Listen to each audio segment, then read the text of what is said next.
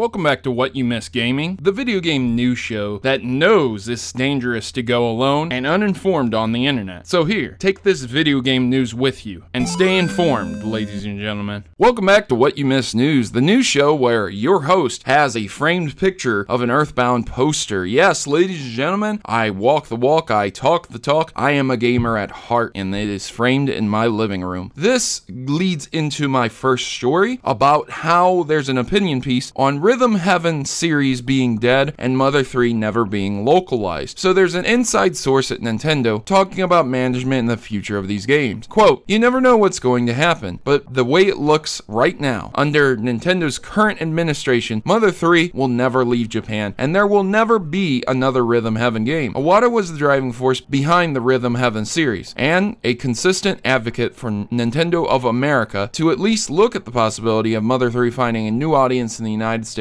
and Europe. With him gone, there is no one at Nintendo pushing for either anymore. They continued on. The core team behind Rhythm Heaven series has more or less disbanded, and the last time anyone at Nintendo of America considered translating Mother 3, they shelved the game as soon as they got to the Magypsies. That was a while ago, and if anything, management has gotten even less adventurous since then. Depicting trans characters in a way that would likely insult both the political left and the right in the US is the last kind of attention Nintendo wants for themselves in 2017. They want nothing to do with these kinds of headlines and protests. Now, before I get into that actually leads me into my next story. So I'm going to go ahead and jump into the next story and then talk about all of this. However, one note before I leave this story is that this is all allegedly. This is an opinion piece, and you know, there's no one exposing Nintendo. This isn't someone coming out and saying absolutely yes, this is Nintendo's feelings on this. Again, allegedly. This prevents lawsuits. So there you go. Now on to the next story here that leads into that opinions about the trans and stuff like that. Splatoon 2's lobby fills with LGBT pride in response to a few jerks. Okay, alright, okay. You know how you can make notes on Splatoon 2 and you go in the lobby and you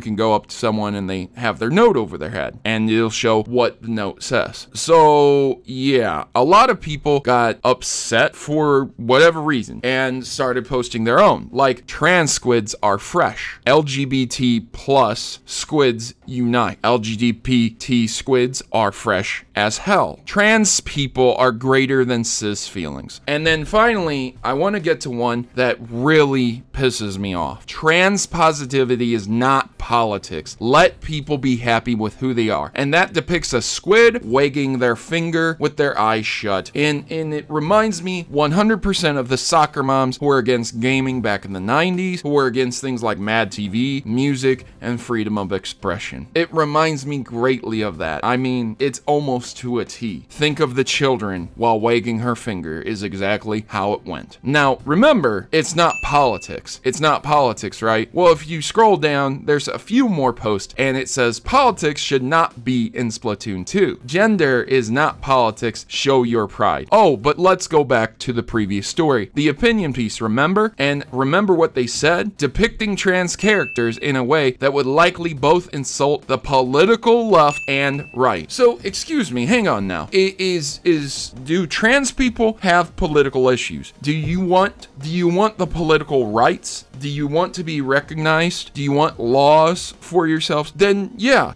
being a transsexual has political weight to that, and there's political arguments. There's people who don't believe in transsexuals. There's people who do believe in transsexuals. And if you were born a transsexual, I truly feel for you. I can't imagine being born and not feeling like I belong in my own skin. There's enough problems in the world as it is. Adding that to it, man, I don't even know if I could live or survive, honestly. And I really do feel for you. So there's no hate from me, but there is a time and a place, because there's another post that really, really bothers me. Splatoon belongs to the gays now.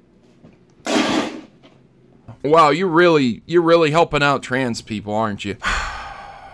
And then there's someone who posted on Twitter, people getting mad over LGBT positivity in Splatoon, and they said, I love the salt. What's really sad is when people log on to a game like Splatoon 2 that has a fan base that can range from children to adults. This isn't a mature game. It doesn't ban children based upon age, so there's likely to be a lot of kids in the game, and they can't even log on to avoid their life's problems, to avoid this stuff being shoved in their face on a video game and just play a video game to escape that. That's really sad to me. That's salt to me. I'd be salty too if I logged onto a game and I was getting trans rights and trans issues shoved in my face, whether I agreed with them or not. Video games should be an escape from reality, not a jerk back into the political climate and situation. Anyways, ladies and gentlemen, I just wanted to highlight this issue because things are getting pretty crazy out there, and to see these things pop up in a Nintendo game, I mean, I just never thought I'd see the day. So it turns out that Madden referees can make human errors too. The long and the short of the story is that when we reached out to Electronic Arts and spoken with, Kotaku got the response that yes, there is a degree of human error built into Madden. So if you were ever curious if the referees make a bad call in your Madden game, yes, they do. Moving on, Shenmue 3's trailer is really bad. Now, a lot of people are saying that it looks terrible. I think the environments look pretty nice. I think it's a pretty decent looking game. However, the facial expressions, the way people look, the reactions that they have, they're very anime, cartoony. This is a very unrealistic game. And I think a lot of people don't play Shenmue 3 or Shenmue 2 or Shenmue 1. Of course, Shenmue 3 is not out, but I think a lot of people aren't going to play it for the realism. However, it's still coming out onto the PlayStation 4, I believe. So if you want to see the trailer and how bad or subjectively good it is, there you go. So the Super NES Classic Mini has a pre-order guide.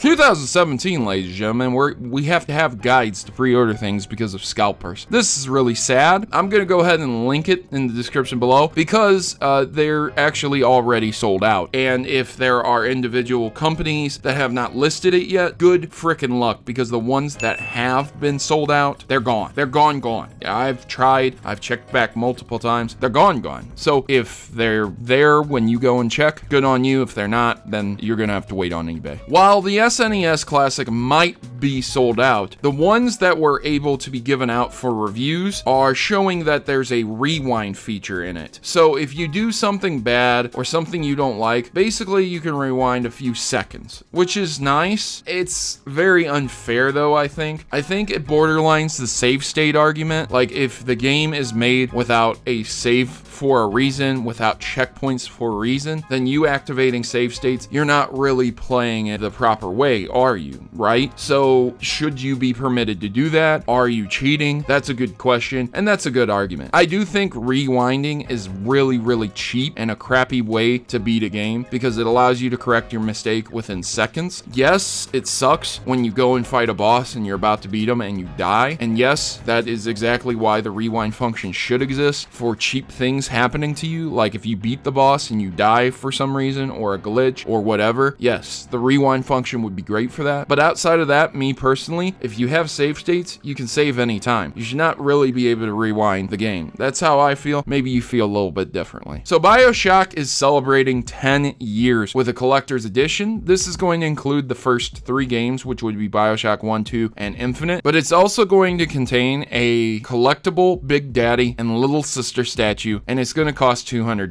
Now that's quite a bit of money, yeah, for the first 3 games that you can get on PC for under $20, but if you're really into Bioshock, then this definitely would be something for you. That collection does come with all the single player DLC, so again, it might be a selling point, but $200 in the US is very expensive for a game and a statue. I don't know, man. I personally wouldn't buy it. It's just too much money. Maybe if it's your thing, then it's your thing. I wanted to end with this. PlayStation is teasing the reveal of something new. On PlayStation's Twitter account, they've begun posting a mysterious tease. In a room that is somewhat dimly lit, there is a curtain over something, and this is very obviously probably a media console of some sort. I would be shocked if it wasn't a gaming console. If it's a game, it has to be a seriously amazing game that everyone's going to want to see, but it seems like this is probably a console reveal. Whether it's going to be for 2017 or 2018 or whenever they're going to display this, I don't know. We'll have to see, but basically they're hyping typing this up. That was this episode of What You Missed News. I hope you guys enjoyed it. I hope the trans issues didn't put you off. Again, please don't harass people. Please don't hate people, especially if you have a different opinion. I understand that you might not agree with it, and I understand that you might agree with it, but at the end of the day, we're all gamers and we all need to come together. Remember, bickering between each other disunites us and allows the big industry to come in. It allows people like Anita Sarkeesian to come in and destroy our favorite medium. Let's reunite our hobby and bring it back to the glory days and not bicker amongst ourselves. Mavericks unite. Ladies and gentlemen, I'm gonna close on that. I've been your host, Protomario. I'm signing out. As always, good gaming, God bless, and once again, raise your fist in the air. Mavericks unite.